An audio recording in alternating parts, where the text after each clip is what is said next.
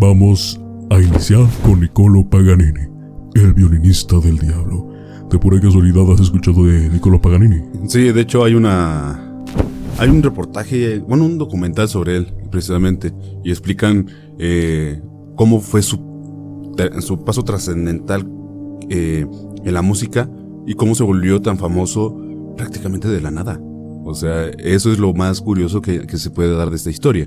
De ahí no me quisiera adentrar más, porque prefiero que nos los cuentes tú, pero sí, como músico sí tengo que escuchar forzosamente sobre Niccolò Paganini, porque es una leyenda a final de cuentas. Pues en esta ocasión, en efecto, hay algunas cosas que vamos a tocar, pero tampoco para poder incentivar la leyenda nos vamos a enfocar simplemente en ello, sino que también en ese impacto que tuvo dentro de la música y hasta que hoy en día es respetado. Niccolò Paganini, un genio del violín, ha dejado una huella imborrable en la música clásica, no solo por sus deslumbrantes composiciones, sino también por las leyendas siniestras que lo rodean. ¿Qué es lo que nos atrae tanto de su figura? Claro, su música es innegable, pero el misterio que envolvía su vida personal es igualmente fascinante. En su tiempo, fue una celebridad cuyos conciertos con el violín capturaban la imaginación del público. La vida de Paganini ha sido objeto de innumerables relatos que han llenado páginas enteras sobre la historia de la música. Hoy, nuestras palabras se centran en él, sus inicios, la leyenda que lo rodea y sus obras maestras. Pero también exploraremos ese lado oscuro y ominoso que siempre lo acompañó. Para poder empezar, este subtítulo es Exigencias, Sueños y Pactos Satánicos. Para adentrarnos en la vida de Niccolò Paganini, es necesario viajar al corazón de la Italia del siglo XVIII. Desde una edad temprana, este prodigio comenzó a mostrar sus habilidades musicales, dominando la mandolina a los escasos 5 años de edad.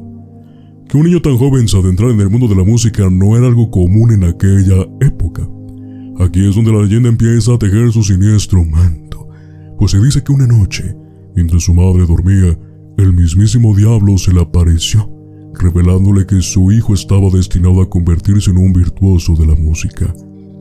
Otra versión del mito sugiere que fue el propio Paganini quien, en un oscuro pacto, ofreció su alma al diablo a cambio de un dominio sin igual del violín. Algunos relatos, en cambio, afirman que no fue una entidad demoníaca, sino un ángel quien predijo a la madre del pequeño su grandioso futuro como violinista. Movido por esta aparición, ya fuera infernal o celestial, su padre comenzó a someter a Niccolò a extenuantes jornadas de práctica y estudio, que a menudo superaban las 10 horas diarias. Decidido a pulir el talento de su hijo, pronto buscó un maestro para que lo instruyera en las artes musicales. Sin embargo, cuando el instructor escuchó al joven prodigio tocar, quedó atónito y declaró que no tenía nada más que enseñarle, no porque careciera de talento, sino porque su habilidad superaba incluso a la del propio maestro. El tiempo avanzó, y el joven prodigio Niccolò Paganini comenzó a forjar su camino en el mundo de la música a la temprana edad de 10 años, cuando ofreció su primer concierto.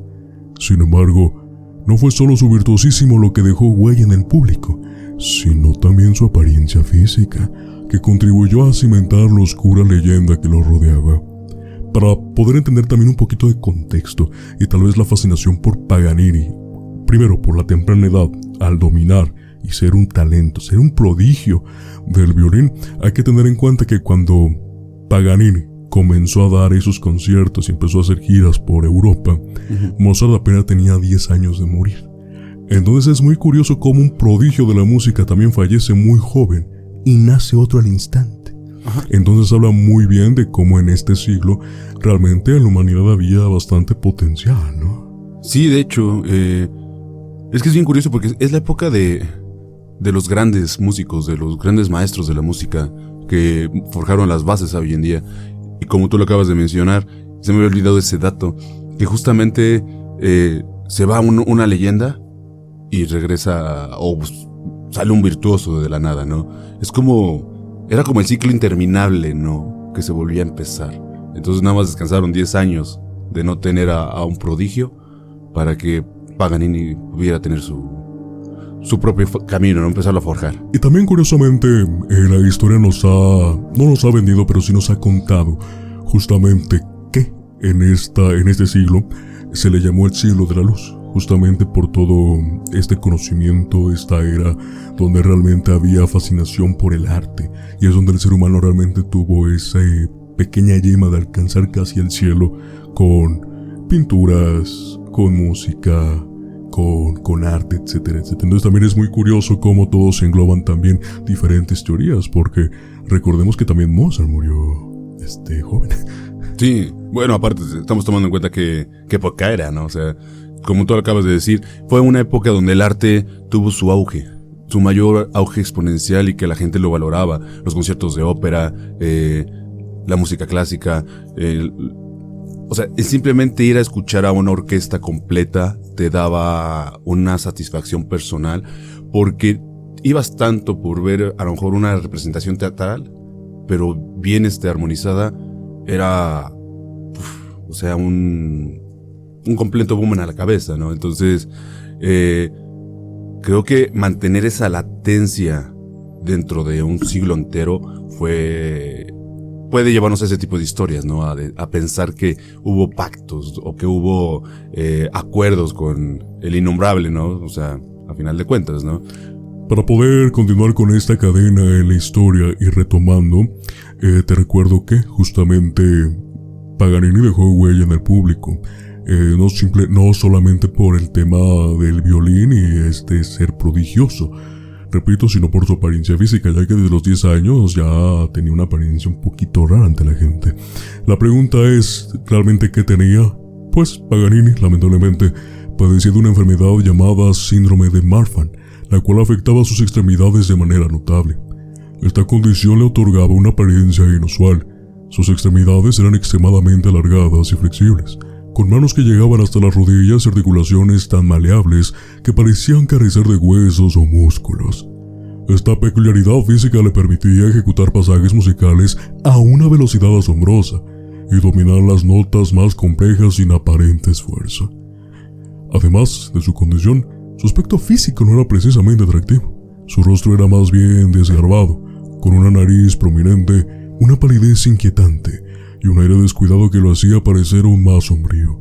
Todo esto no hizo más que avivar los rumores de que su talento estaba ligado a influencias sobrenaturales, sugiriendo que el mismísimo diablo guiaba sus manos en el violín. Niccolò Paganini es recordado como uno de los más grandes violinistas de todos los tiempos, una figura que dejó una marca indeleble en la historia de la música gracias a su técnica y estilo incomparables. Su habilidad para interpretar las composiciones más desafiantes con una precisión y velocidad asombrosas lo elevó al estatus de leyenda, incluso en vida. Una de las características más distintivas de su arte era el uso del codecno, una técnica con la que golpeaba las cuerdas del violín con la madera del arco en lugar de con las cerdas, produciendo un sonido inusual y cautivador, combinado con su destreza para ejecutar pasajes rapidísimos y complejos. Parecía como si sus manos multiplicaran en el aire, desafiando las leyes de la física. Más allá de su destreza en el arco, Paganini también era célebre por su capacidad de alcanzar tanto las notas más altas como las más bajas del registro del violín con una facilidad inigualable.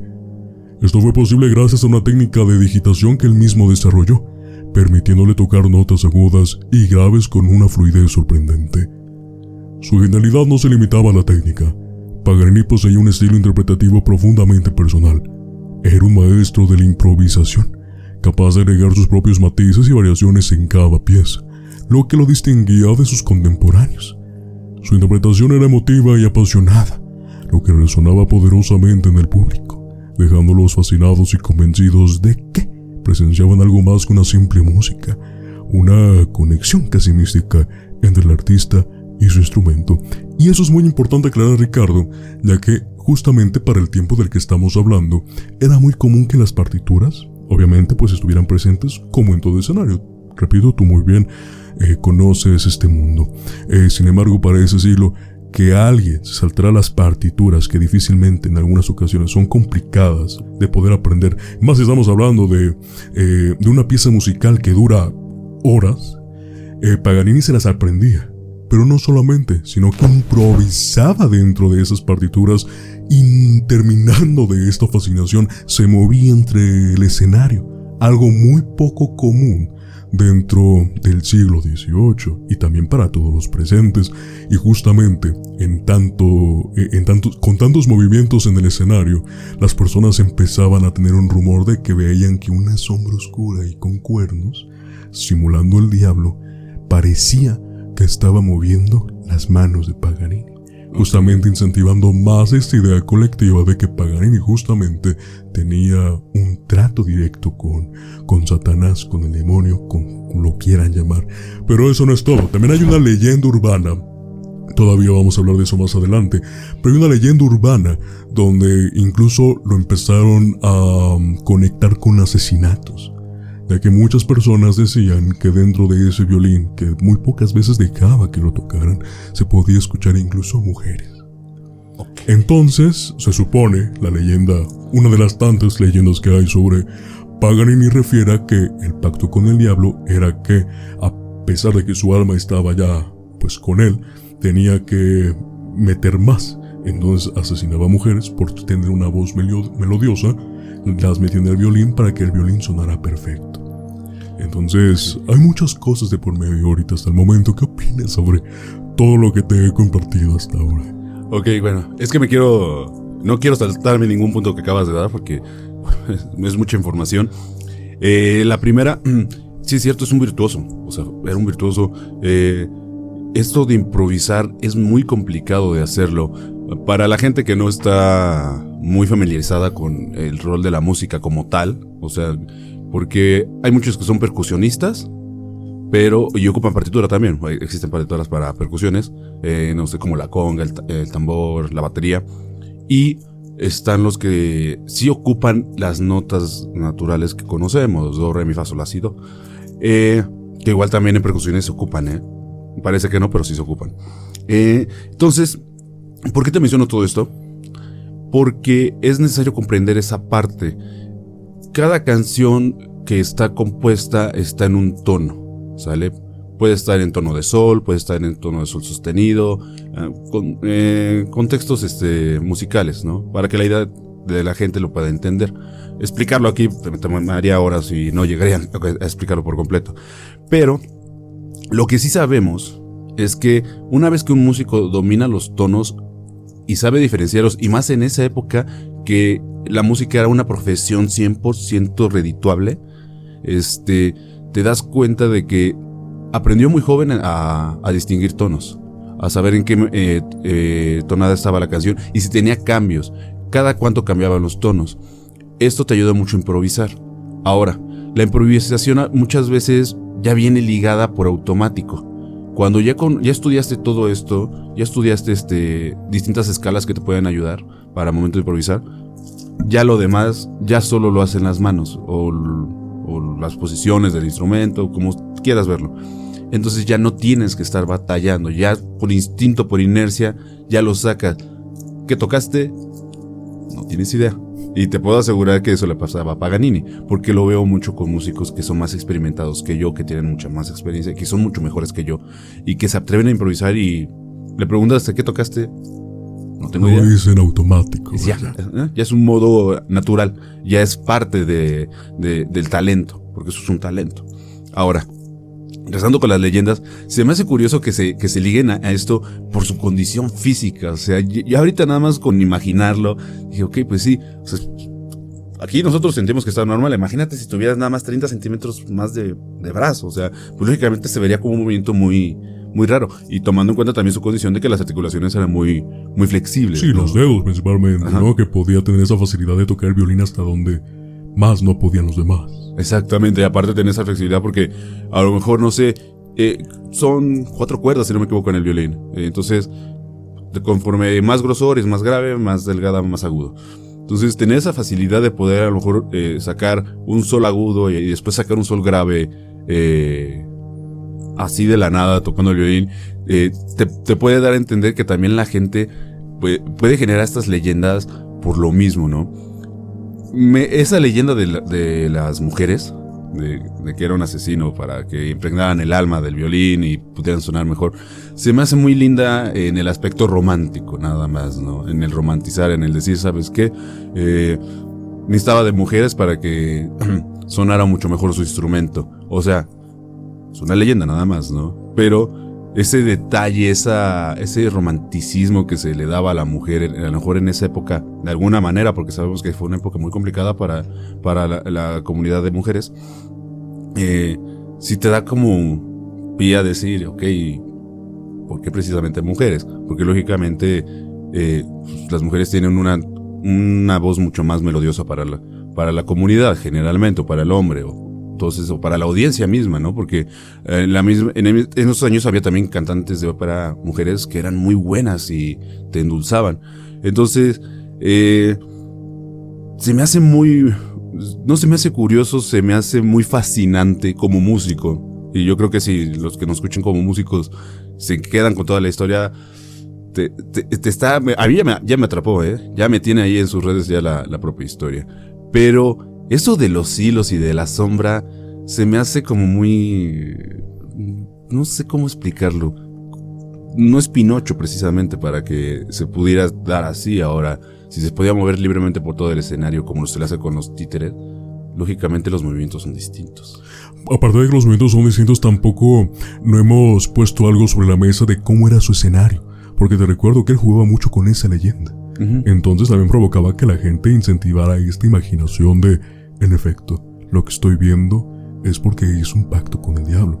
Entonces en estos movimientos rápidos, casi siendo poseído por la música, en su momento yo creo que la gente empezó también a diversificar la historia, que si bien, insisto, que si todo esto hubiera pasado hoy en día, créeme que la leyenda estuviera más impactante que antes. Yo creo que sí, y más que nada por todo el alcance que ya tenemos de información, porque ahí fue de manera, no sé si decirlo local, pero en un solo continente, porque sabemos que en ese momento la música no se exportaba tan lejos. Era muy difícil que llegara un músico europeo a América, a Estados Unidos. Pero si esa leyenda y que pudiera aprovecharla para jugar con ella y ganar más fama, o sea, creo que también la gente, aparte de cautivarse con su música y quedarse fascinado, estaba intrigado de ver por sus propios ojos si la leyenda era cierta, o sea, si estaba haciendo real, ¿no? Pero estás consciente de que también no te pasó te pasó por la cabeza de me hubiera gustado ver. Sí, también. Sí, la verdad, ahorita que nada más tratar de imaginarlo, digo, tenerlo aquí enfrente y a lo mejor hasta grabado dirías, su mecha, esto sí te generaría como esa duda, esa intrigas. Tienes mucha razón en ese punto. Sí, te imaginas y dices, creo que hubiera sido fascinante poder entender a las personas de ese siglo, esa fascinación por descubrir, o más bien ver al diablo tocando música, en lo que cabe dentro de la leyenda, ¿no? Sí, claro. Pero ahí sigue. Pues bueno, Ricardo, para continuar con esa historia, vamos a seguir adentrándonos dentro de la leyenda, ¿no? La pregunta también es, ¿de dónde surge la leyenda del violinista del diablo? No puede surgir como si nada, y brevemente te lo conté al inicio. Okay. La leyenda del violinista del diablo ha sido inseparable de la figura de Niccolò Paganini, desde los días en que asombraba al mundo con su virtuosismo. Según el mito, Paganini habría obtenido su extraordinaria destreza en el violín mediante un pacto con el diablo, que le habría otorgado su prodigiosa habilidad a cambio de su alma inmortal. Ese oscuro relato tomó fuerza debido a la asombrosa técnica de Paganini, que no tenía rival en su época. Su capacidad para ejecutar pasajes complejos con una velocidad y precisión sobrehumanas llevó a muchos a pensar que ningún ser humano podría tocar de esa manera sin ayuda sobrenatural, alimentando la idea de un pacto infernal. La apariencia física de Paganini también jugó un papel de la propagación de esta leyenda. Con su figura delgada y su semblante a menudo descrito como sombrío, evocaba una imagen casi demoníaca en la imaginación popular. Además, su vida personal, envuelta en un halo de misterio y rumores, no hizo sino reforzar la creencia de que algo oscuro rodeaba al maestro del violín. Curiosamente, Paganini nunca se esforzó por desmentir esta historia, como te lo había dicho antes. Más bien, se dice que disfrutaba de la atención y que incluso avivaba el mito durante sus presentaciones, usando el misterio a su favor para incrementar su fama y la fascinación que ejercía sobre el público. Lamentablemente, no todo era felicidad dentro de la vida de Paganini. Realmente sufría mucho por su enfermedad y por más variantes dentro de. La vida de Niccolò Paganini fue un tumultuoso recorrido lleno de éxitos deslumbrantes, pero también de profundas sombras que lo persiguieron hasta su último aliento. Como ya hemos mencionado, Paganini luchaba contra su adicción al alcohol y sus constantes carceos amorosos, que en más de una ocasión lo llevaron a pasar más tiempo sobre las rejas. A pesar de su meteórico éxito y la fortuna que consiguió amasar, el dinero se le escurría entre los dedos. Sus vicios, como el alcohol y el juego, devoraban rápidamente sus ganancias. Sin embargo, parece que hubo un breve respiro en su tormentosa existencia cuando encontró el amor en la figura de la cantante Antonia Bianchi. Con ella, compartió escenarios en varias giras y eventualmente se casaron. De su unión, nació su único hijo, al que llamaron Aquiles. Lamentablemente, la salud de Paganini comenzó a deteriorarse gravemente. Sufría de tuberculosis, que le provocaba violentas crisis de hemoptisis, además de sífilis, para la cual se sometía a tratamientos con mercurio, a pesar de las advertencias médicas. Esta intoxicación combinaba con una gingivitis estomacal que le costó gran parte de su dentadura, desfiguró su rostro de manera drástica. La enfermedad le arrebató la voz, obligándola a comunicarse únicamente a través de su hijo, a quienes susurraba sus palabras al oído. Además, los temblores que desarrolló hicieron imposible que siguiera tocando el violín o incluso escribiendo. Sumido en una profunda tristeza y cada vez más débil, Niccolò Paganini finalmente sucumbió a sus dolencias el 27 de mayo de 1840 en Niza. Curiosamente, incluso en la muerte, la leyenda de su supuesto pacto con el diablo persistió. La pregunta es ¿por qué?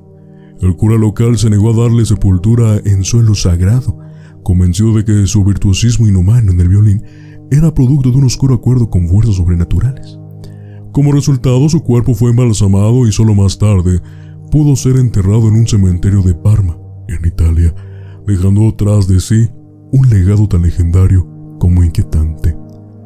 No obstante, es crucial recordar que la historia del violinista del diablo es en última instancia una leyenda. Aunque seductora, no existe evidencia alguna que respalde la idea de que Paganini hubiera sellado su destino en un trato con el diablo. La realidad, como a menudo sucede, es menos sobrenatural, pero no por ello menos impresionante. Cabe destacar que el padre no solamente tenía esos argumentos a su favor de que, yo creo que sí hizo un pacto con el diablo. Más bien, también Paganini le dio argumentos, ya que Paganini tenía la fiel creencia de que él no iba a morir y no quería tener esos servicios que te ofrece ya la funeraria, como los rezos o algo ya cuando básicamente estás a punto de morir. Él decía, yo no voy a morir y por eso lo rechazo. Simplemente por eso, por la creencia de que él iba a seguir vivo. Lamentablemente murió al día siguiente, pero el padre sí le dijo, ¿sabes qué? Pues no contrataste estos servicios funerarios, entonces tu cuerpo va a pasar años y años embalsamados. No miento, pasaron muchísimos años para que realmente su cuerpo ya fuera enterrado, digamos, en suelo virgen. Pero finalmente esa es la historia de Niccolò Paganini, una historia que, si bien tiene sus toques sobrenaturales por toda esta idea colectiva que se creó en su momento y que también él incentivaba con ciertas características no solo físicas que no estaban en su poder, pero sí con actitudes y con la magia de la música para poder venderle al público que realmente yo soy el diablo incluso en vida, pues creo que hace una historia fascinante sobre el inicio de la música y cómo él, con esos acordes fantásticos, hasta el día de hoy, estamos hablando de él. Me quedo impactado por cómo muere. O sea, sí, que me plan cómo termina su ciclo en la tierra. Pero la leyenda estaba, y qué curioso, no curioso, qué inquietante que al final de sus días la leyenda se avivara más. Con esto que me acabas de contar del padre, que digo, tiene razón, o sea, él solito se compró la idea de lo que la gente le decía o lo que la gente rumoraba y supo aprovecharlo bien, y desgraciadamente pues siempre el mayor mal de los músicos al parecer son los vicios. Está muy marcado, parece como una tendencia, pero es sorprendente. Yo creo que cómo puedes aprovechar una enfermedad, que es una enfermedad, a tu favor, aparte generar miedo, pero aparte generar admiración. O sea, porque aparte tenían respeto por él. Era como la mezcla perfecta para triunfar de buena manera, y él supo aprovecharla, al final de cuentas, porque no no se le puede comprobar que hizo algo malo. O sea, yo creo que lo más malo que pudo haber hecho fue comprarse la idea de que nunca se iba a morir, aceptando que pudiera sí estar coludido con el diablo, ¿no? Que generalmente esto pues no pasa, ¿no? La verdad, tiene todo ese toque de misticismo como para que podamos tener una conversación fuera de esto y nos podamos discutir 15 horas sobre si podía ser real y analizar todo y toda la historia y decir, es que estos puntos a favor y estos en contra. Entonces, está escabroso el tema, está lindo y está muy, muy inquietante. Es una historia fascinante por donde lo veas. Desde el tema sobrenatural y el tema del misticismo hasta el tema musical y el legado que dejó hasta nuestros días, ¿no? Siendo una base importante dentro de la historia musical y que hoy en día hay acordes que sin duda la gente, los músicos, las bandas, los artistas no han ignorado, al contrario, lo avivan. Entonces es fascinante por donde lo querramos ver. Lamentablemente, pues sí, bueno, todas las personas famosas, al menos que tengan un cierto nivel de fama, siempre tienen un final muy atroz, ¿no? Justamente por todo lo que ¿cómo decirlo? Por todo lo que sembraron en su vida, ya que en el caso de Paganini, pues es algo que me salté y no entiendo el por qué. Pues ya a la edad de 10 años o 15 años, al estar pues de estado de país en país en el Europa antiguo, pues realmente con tantas presiones, con tanta disciplina, pues cayó muy joven en el alcohol. Entonces, imagínate, toda una vida desde los 15 años hasta donde murió, pues tarde o temprano le iba a tocar factura, sumándolo del mercurio, pues yo creo que más. Pero también lo que me sorprende es que sus características físicas, que al final era una enfermedad, también las pudo aprovechar. Hay algunas personas que tal vez se arrepienten de una enfermedad, pero en este caso le pudo sacar provecho y sin duda fue algo más para poder avivar también tanto la leyenda, pero también como mejorar o ser una leyenda dentro de la música. Es que tenía todo en contra. Tú acabas de mencionar algo bien importante, creo que eso me lo estaba yo saltando. El empezar muy joven, y creo que la historia nos los marca, nos los dicta. Las estrellas jóvenes terminan cayendo muy rápido en las drogas, en el alcohol. ¿Por qué? Por lo mismo, porque necesitan desviar tanta atención, tanta presión, porque no puedes salir a la calle y ya te están buscando, o te quieren saludar, o cualquier cosa, ¿no? Entonces, es un sinfín de gente que te está rodeando, pero que sabes perfectamente que solamente admiran lo que tú haces, ¿no? Disfrutar de la atención, yo creo que hasta ahí estaba bien. Yo creo que cualquier persona lo puede disfrutar. Sentirte reconocido, independientemente de las ganancias que puedas tener, también es válido. O sea, y esa adversidad que tenía, y como en lugar de que fuera un defecto se volvió una virtud, o sea, sumado a su gran talento, su gran captación, es fascinante. Lástima que le hayan metido mercurio, porque yo creo que a lo mejor hubiera tenido todavía un chancito más de seguir viviendo, ¿no? Pero pues estamos hablando de qué época y todo estaba experimental y no se entendían muchas cosas. Imagínate, si el cigarro del siglo pasado era recomendado hasta por doctores para curar ciertas enfermedades, que no estaba comprobado, que hay una leyenda muy, muy buena de esa parte, pero ahorita no la quiero mencionar, a lo mejor en otro podcast lo mencionamos, pero sí está muy, muy ligado esto de que, pues, fue una negligencia al final del día, ¿no? O sea, que también lo terminó intoxicando, terminó perdiendo muchas cosas, pero tantas enfermedades juntas y dices, wow, o sea, qué tan mala vida llevó para poder terminar así. Eso, y también su muerte es la que incentivó este pacto con el diablo, ¿no? Por la forma en que murió, fue una forma muy atroz de morir. Sí. Entonces dices, no, de seguro sí hizo un pacto satánico y por eso el diablo lo está cobrando de una vez. Sí, lo está pagando y lo pagó en vida para que se fuera de este mundo a, ya, o sea, harto de decir, ya, sí, ya me quiero morir, ya, no, ya. O sea, no, o sea, sí te quedas impactado. Y aparte ahora comunicarse a través de su hijo, creo que también le añade, hay un pequeño toquecito más, así como de, ya no puedes hablar, búscale cómo, y la única persona que te puede escuchar es tu hijo. A ver qué le dices, ¿quieres expresarte mal? No vas a poder.